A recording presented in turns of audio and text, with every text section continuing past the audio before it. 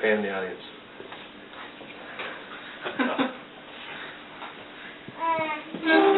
We're all here. Smile.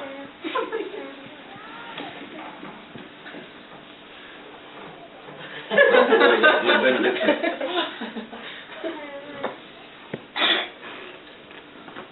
Alright.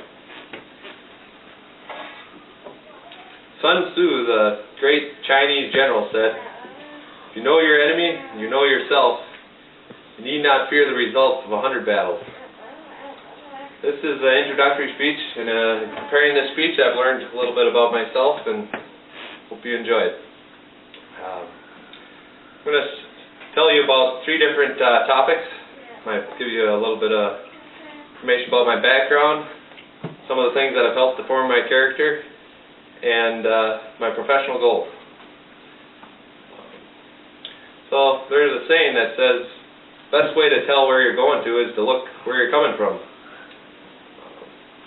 So I was born into a family, I have 12 siblings, and was raised on a hobby farm, homeschooled, K through 12. And when I was growing up, I remember we had to get wood, because we heated the house with wood, the fireplace. And I remember Dad worked all week long, so on the weekends he'd go out on Saturday and he'd cut wood all day long. And he'd keep ahead of us enough that he'd have about 4 or 5 trees down, so that when the next week rolled around, my older brother would get the tractor ready and we'd all pile on the trailer and drive out to the woods and we'd clean it up. And this taught me a lesson about work ethic, because when I was a boy I was hungry all the time. I remember one time we were getting wood and it was getting close to lunchtime, and I was getting hungry, and the trailer wasn't getting loaded very quick, because I think most of us weren't loading it. There was a couple of those thin saplings in the forest. You climb to the top of them, you fall down onto the ground, hanging on to those, and so I think there was 2 of us still loading, and we figured, well, it's us or no one. So we got that trailer loaded, because we knew if we didn't get that loaded, we weren't going to get our food. So that taught me a good lesson in work ethic. You know, if you want something, you got to work hard for it. And also, growing up in a big family has helped me to have better social skills, being able to deal with a variety of people, different temperaments. I remember times when, probably shouldn't tell you about some of the times, but when I was left at home to take care of the kids, and well, I had to deal with kids who didn't want to do what they were told, and so I had to persuade them to do what they were told. And there were also the flip side. I was in the other position where I was the one getting told what to do, and I knew how to get it done in such a way that they were satisfied. Whether that was the best way it could have been done or not, I don't know. But then there's, you know, my background has helped to form my character. But they say every man should have some hobbies. I've keep them out of trouble. When I was 9 years old, I asked my parents to buy me a violin, and I remember they bought me a violin from an old guy down in Avon, and $30. My first lesson, the teacher had to let me use one of her violins because it didn't work. When we bought $30, of course we didn't know any better, and so the next week Dad bought me a good 3/4 size violin that's served me for about 8 years, and I think learning music taught me how to look for the details and appreciate the fact that you aren't going to get a beautiful sound or with a violin unless you put time into preparing it and paying attention to the details.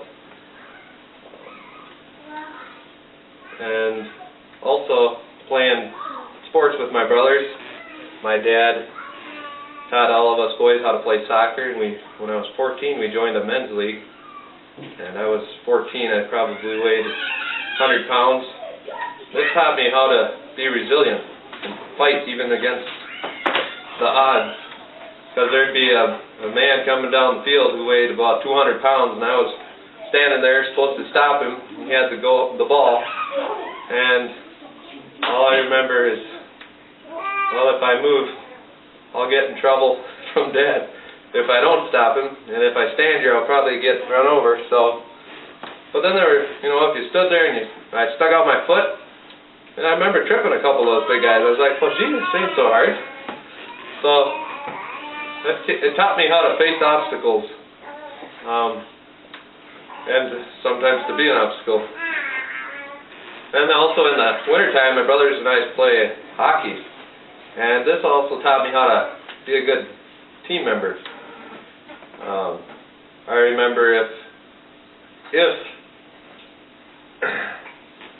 if I didn't play as a team with the rest of my brothers, we would get into the locker room after, and you know, they'd let me know if I wasn't passing the puck enough. And so this taught me good teamwork, and you know, even though we didn't always use the best teamwork, we always would win. It was just when we used teamwork, I noticed we'd win by a larger margin. So teamwork was definitely something that I've learned, and I know it'll help me when I go into the workplace and learn to work with my fellow coworkers. And the character that I've built through my background and through these different hobbies that I've had will help me when I go into the professional field, which I helped to develop by going to Alec Tech and taking a 2-year course, getting my degree in fluid power and manufacturing engineering. Last Friday I got my offer for a job being a hydraulic maintenance technician, which I'll start in 2 weeks here.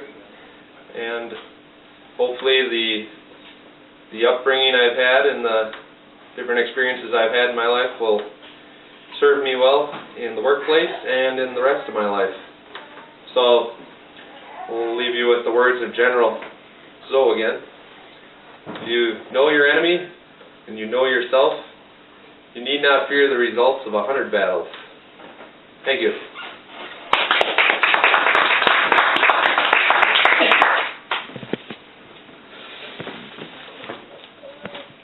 How long was that, Will?